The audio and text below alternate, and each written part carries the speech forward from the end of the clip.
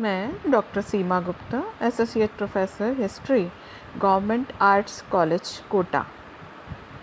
आज मैं आपको पढ़ा रही हूँ sources of ancient Indian history, archaeological sources यानी प्राचीन भारतीय इतिहास को जानने के स्रोत।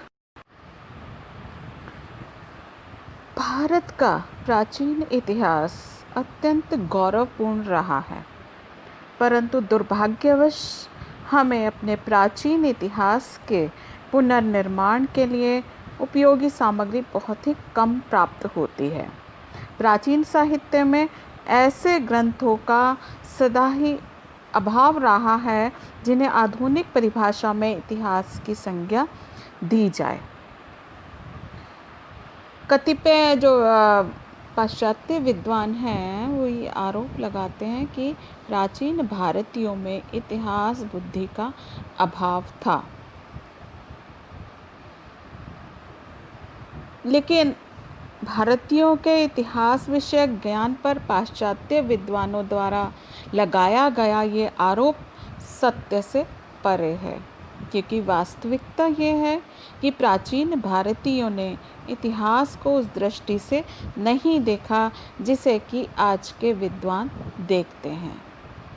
भारतीयों का दृष्टिकोण पूर्णतया धर्मपरक था। उनकी दृष्टि में इतिहास साम्राज्यों अथवा साम्राज्यों के उत्थान और पतन की गाथा न होकर उन समस्त मूल्यों का संकलन मात्र था जिनके ऊपर मानव जीवन आधारित था। अतः उनकी बुद्धि धार्मिक और दार्शनिक ग्रंथों की रचना में ही अधिक लगी, न कि राजनीतिक घटनाओं के अंकन में। तो भी इसका अर्थ ये नहीं कि प्राचीन भारतीयों में ऐतिहासिक चेतना का अभाव था। प्राचीन ग्रंथों के अध्ययन से यह स्पष्ट हो जाता है कि यहाँ के निवासियों में अति प्राचीन काल से ही इतिहास बुद्धि विद्यमान थी। वैदिक ग्रंथ हों, चाहे बौद्ध ग्रंथ, चाहे जैन ग्रंथ, इनको अगर सावधानी पूर्वक अध्ययन किया जाए तो ये पता चलता है कि वैदिक युग में भी इतिहास लेखन की परंपरा विद्यमान थी।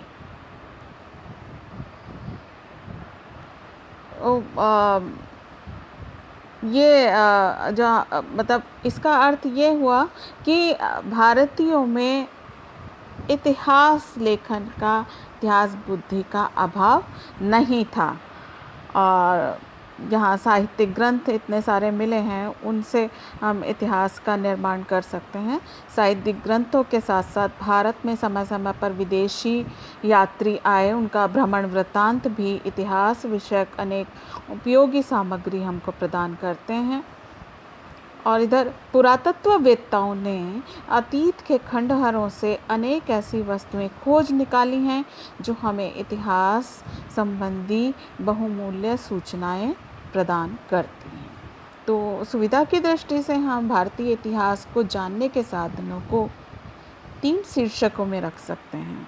पहला, पुरातत्व संबंधी साक्ष्य, दूसरा साहित्यिक साक्ष्य और तीसरा विदेशी यात्रियों के विवरण।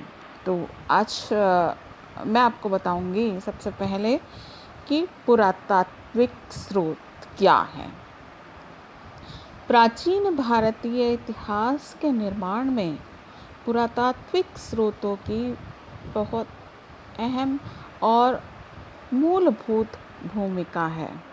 पुरातत्व का अर्थ है भूतकाल के बचे हुए भौतिक अवशेषों के माध्यम से मानव के क्रियाकलापों का अध्ययन। ये भौतिक अवशेष हमें अभिलेख, मुद्राएं, मोहरें, भवन, स्मारक, मूर्तियाँ, उपकरण, मृदभांड, आभूषण एवं अन्य रूपों में प्राप्त होते हैं।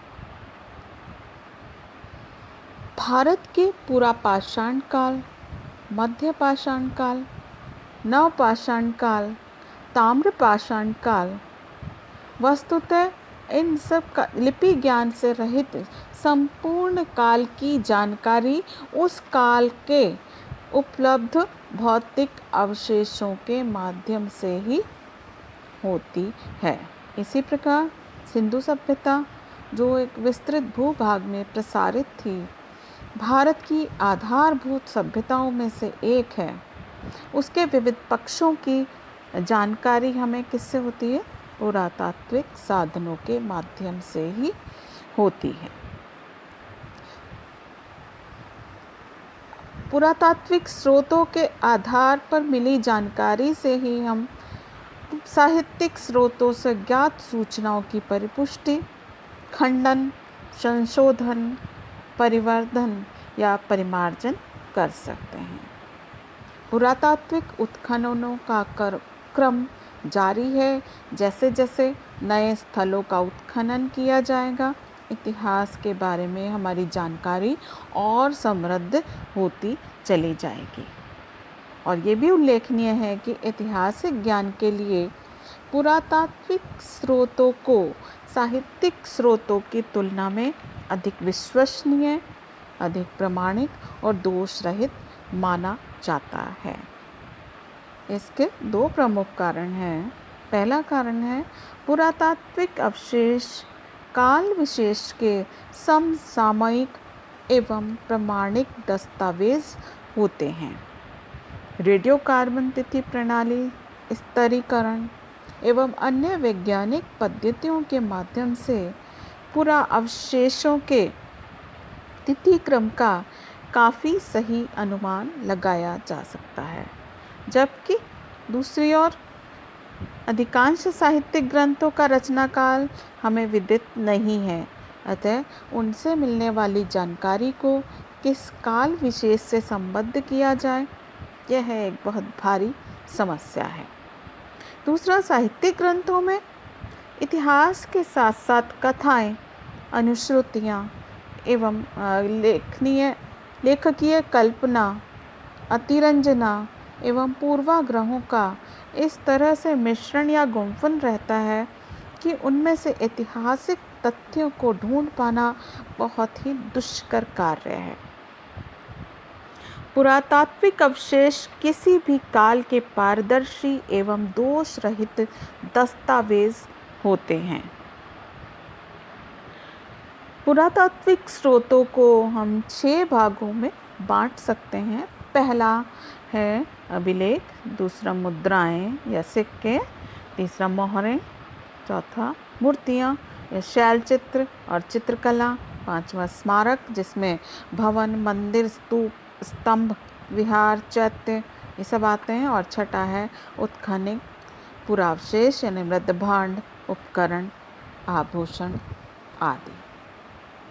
तो इस टॉपिक में मैंने आपको बताया कि पुरातात्विक स्रोत क्या हैं। अब हम इसमें सबसे पहले पढ़ेंगे अभिलेख, क्योंकि पुरातात्विक स्रोतों के अंतर्गत सबसे अधिक महत्वपूर्ण स्रोत है अभिलेख। इसका मुख्य कारण क्या है कि उनका तिथि युक्त एवं समसामयिक होना है। इसमें स्थानाभाव के कारण अतिरंजना की संभावना भी बहुत कम रहती है। अभिलेखों से राजाओं तथा व्यक्तियों के नाम, उनके वंश, तिथि, कार्य, सामयिक घटनाएं, देश की सामाजिक, आर्थिक और धार्मिक अवस्थाओं पर काफ़ी प्रकाश पड़ता है। अभिलेखों से मिलने वाली सूचनाओं के आधार पर साहित्यिक स्रोतों से ज्ञात जानकारी का परीक्षण किया जा सकता है। कुछ अभिलेख जैसे अशोक के अभिलेख, समुद्रगुप्त की प्रयाग प्रशस्ति, खारवेल का हाथी गुम्फा अभिलेख तो इतने महत्वपूर्ण हैं कि इनके अभाव में हमारी जानकारी इतिहास के बारे में अधूरी रहती है। अभिलेख कई प्रकार के हो सकते हैं। अभिलेख किस वस्तु पर उत्कीर्ण है इसके आधार पर हम उसको कई वर्गों में बांट सकते हैं, जैसे शिलालेखों पर, स्तंभ लेख, ताम्रपत्र लेख, गुहा लेख और मूर्ति लेख आदि। इन लेखों में कुछ राजशासन अथवा राजाज्ञाएँ हैं, कुछ दानपत्र हैं, दानपत्र लेख हैं, कुछ प्रशस्तियाँ हैं, कुछ गैर शासकीय लेखों हैं जिनसे हमें महत्वपूर्ण सूचनाएं प्राप्त होती हैं। अभिलेखों का ऐतिहासिक महत्व साहित्यिक साक्ष्यों से अधिक है, अभी मैंने आपको बताया, और ये अभिलेख अधिकतर शिलाओं पर, ताम्रपत्रों पर, स्तंभों पर, इन पर खुदे हुए मिलते हैं। सबसे प्राचीन अभिलेखों में मध्य एशिया से प्राप्त बोगासगोई का अभिलेख है। ये 1400 ईस्वी पूर्व के लगभग का मिला है। इस अभिलेख में इंद्र, मित्र, वरुण आदि वैदिक देवताओं के नाम हमको प्राप्त होते हैं।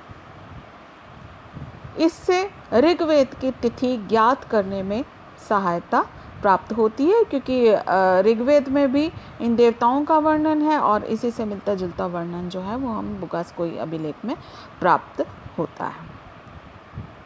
पारसिक नरेशों के अभिलेख हमें पश्चिमोत्तर भारत में ईरानी साम्राज्य के विस्तार की सूचना देते हैं, परंतु यथार्थ रूप में हम देखें तो भारत में जो अभिलेख हैं वो हमें अशोक के शासन काल के ही मिलने लगे हैं। सबसे प्राचीन अभिलेख भारत में अशोक के हैं, जो 300 ईस्वी पूर्व के लगभग के हैं। अशोक के अनेक शिलालेख एवं स्तंभ लेख देश के विभिन्न स्थलों से प्राप्त होते हैं। अभिलेखों से अशोक के साम्राज्य की सीमा, उसके धर्म तथा शासन नीति पर महत्वपूर्ण प्रकाश पड़ता है। केवल अभिलेखों के आधार पर ही एक इतिहासकार हैं भंडारकर, उन्होंने अशोक के इतिहास को लिखने का सफल प्रयास किया है।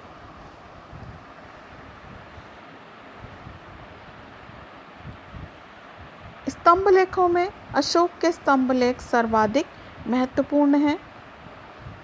इसके अतिरिक्त हेलियोडोरस का विदिशा स्तंभ लेख, समुद्रगुप्त का स्तंभ लेख, चंद्रगुप्त द्वितीय का मेहरौली स्तंभ लेख, स्कंदगुप्त का भीतरी स्तंभ लेख ऐतिहासिक जानकारियों से परिपूर्ण हैं। इसके बाद आते हैं हम ताम्रपत्र लेख। प्राचीन काल में राजा जब किसी व्यक्ति को भूमि का दान अथवा पारितोषिक देते थे तो उसे ताम्रपत्रों पर उत्कीर्ण करा के उस व्यक्ति को दे देते थे। ये वस्तुतः भूमि दान पत्र हैं, जो दान पाने वाले व्यक्ति के अधिकार के प्रमाण पत्र माने जाते हैं। इन ताम्रलेखों में दान देने वाले राजा का नाम, वंश तथा उपलब्धियों का वर्णन भी हमको प्राप्त होता है। गुप्त काल के इतिहास निर्माण में इनसे बड़ी सहायता मिलती है। बड़ी संख्या में पूर्व मध्यकालीन भूमि दान पत्र मिलने से निष्कर्ष निकाला गया कि भारत में पूर्व मध्यकाल में सामंतीय व्यवस्था स्थापित हो गई थी। गुहालेख में गुहालेख जो हैं वो भिक्षुओं, साधु संतों द्वारा आवास के लिए प्रयुक्त गुफाओं में उत्कीर्ण लेख हैं। ये नासिक, नागार्जुन गुहालेख आदि स्थानों से प्राप्त होते हैं। मूर्ति लेख हैं। मूर्तियों के शीर्ष भाग अथवा अधोभाग पर कभी कभी कुछ लेख मिल जाते हैं और इन पर अंकित तिथियों से मूर्ति प्रतिष्ठापन का समय ज्ञात होता है, जिससे मूर्ति कला के विकास पर प्रकाश पड़ता है।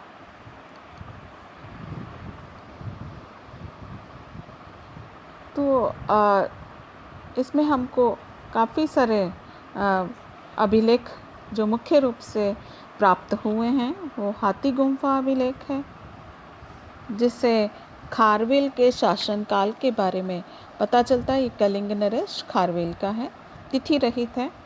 इधर जूनागढ़ अभिलेख मिला है, वो रुद्रदमन का है, जिससे रुद्रदमन की विजयों, व्यक्तित्व और कृतित्व पर प्रकाश पड़ता है। नासिक अभिलेख जो गौतम बलश्री का है, जिससे उसकी सैनिक सफलताओं और अन्य कार्यों का विवरण मिलता है।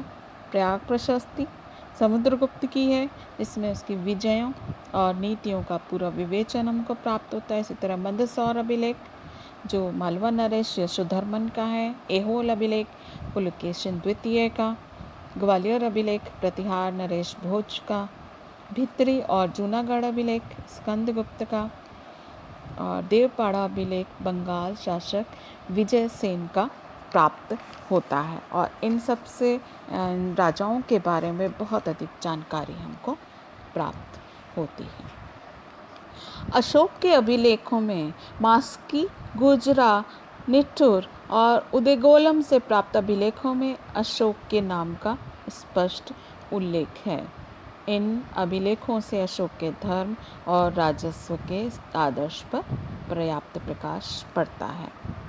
अशोक के अधिकतर अभिलेख ब्राह्मी लिपि में हैं और केवल उत्तर पश्चिमी भारत के कुछ अभिलेख खरोष्टी लिपि में हैं। लगमान और शरेकुना से प्राप्त अशोक के अभिलेख यूनानी और आर्मेइक लिपियों में प्राप्त होते हैं।